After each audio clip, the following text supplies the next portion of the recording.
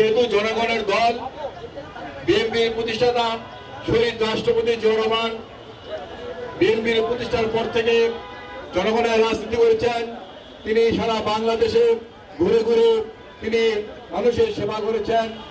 পরবর্তী পর্যায়ে আমাদের নেত্রী, বাংলাদেশের তিনবারের প্রধানমন্ত্রী দেশনেত্রী বেগম খালেদা জিয়া সারা বাংলাদেশে ঘুরে ঘুরে জনগণের সেবা করেছেন, জনগণের জন্য কাজ করেছেন। বিএনপি ভারপ্রাপ্ত চেয়ারম্যান তারেক রহমানের নির্দেশে আজকে বিএনপির প্রতিটি নেতাকর্মী আজকে জনগণের পাশে এসে দাঁড়িয়েছে।